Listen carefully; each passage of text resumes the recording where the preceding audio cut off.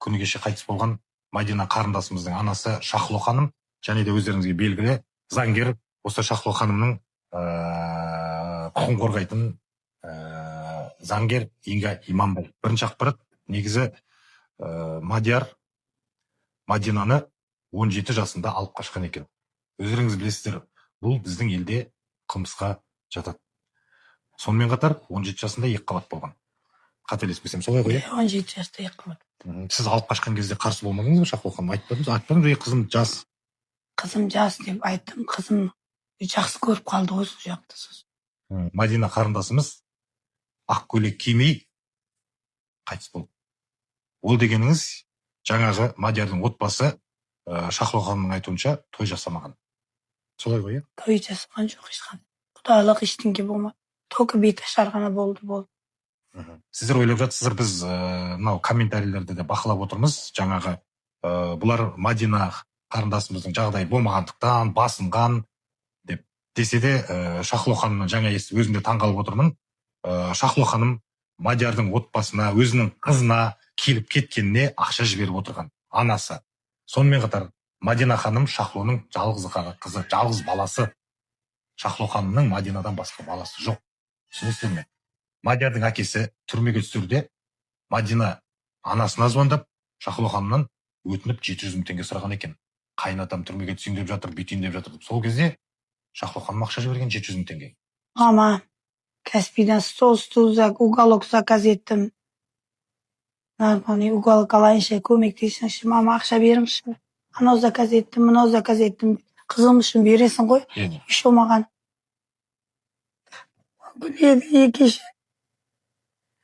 Күнде холодильник заказ етіп қойған ғой. Қызыңыз өзі холодильник заказ берген ба? Қызым Каспийдан көріп маған алып берші деп жүрген. Сонда сіздің балаларыңыздың үйінде холодильник болмаған ба?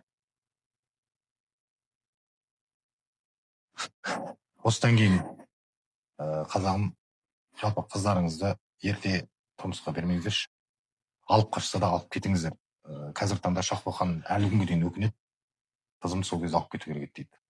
Меркі ауданының орталығындамыз. Жаңа ғана полициядан шықтық. Мадина Рашид қызының анасымен сұхбат жаздым. Енді осы кезде көп адам шатыстырып жатыр екен.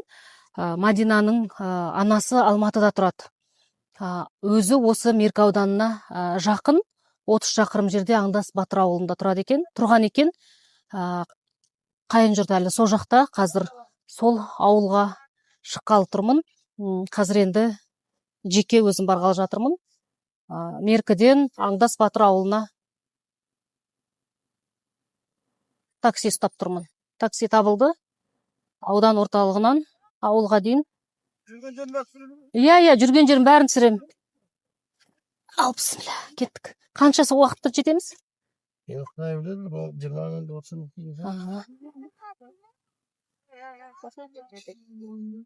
Олдың шеті дейді.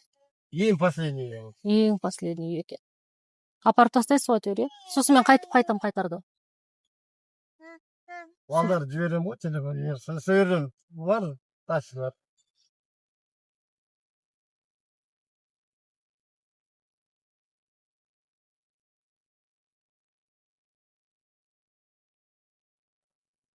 Міне сол оқиға болған Аңдас ауылындамыз.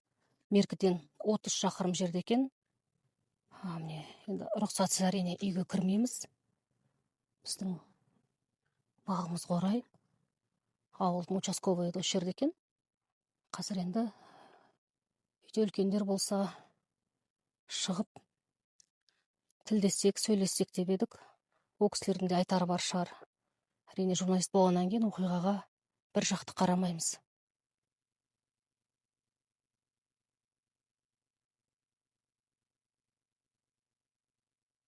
Сондай тып-тыныш ауыл, жаңа ғана менің келгенімді көріп, көршілері шықты далаға. Біздің сөздерімізді бұрмалап жеткізіп жатыр деп наразылықтарын білдірді. Әзірге үйдің үлкендері, яғни анамыз әкімдікке кеткен, оның рұқсатынсыз сұхбат бермейміз деді. Сондықтан күтуге тура келеді. Әрине күтеміз. Бізде басқа амал да жоқ. арты қайырлы болсын. Иманды болсын. Руслан Өтепбаев, журналистпін. Танып тұрмыз. А, Сразу. тәте иман саламатты болсын. Қасыңызға отырсам бола ма?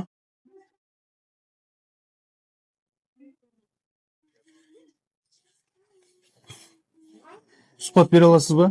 Бір-екі ауыз айта аласыз ба? Жақсы. Ардақты ағайын, менің қасымда күні кеше қайтыс болған 19 жасар келіншектің туған анасы. Қазір енді жалпы марқұм туралы анасының өзінен сұрап білейік. Ең әуелі қалың елдің осы бағдарламаны көріп отырған әрбір қазақтың атынан көңіл айтып, ортақтасамыз қайғыңызға. Біз енді қанша көңіл айтқанымен сіздің жүрегіңізді, жараңызды жеңе алмаймыз десек те, енді бұл қылмыс объективті әрі әділ тергелу үшін осында табан тіреп отырмыз. Енді бүгін ғана жерледіңіздер, сізге де оңай емес, және маған да оңай емес дәл осылай сұрақ қою. Менде де жүрек бар, десе де енді сол Мадинаның әруағы үшін ары қарай тергеу, құзырлы орган бармақ басты көз қысы болмау үшін келіп тұрмыз. Сұхбат бере аласыз ба? Не істеп келсем бола ма? Жуып келіңіз, жарайды.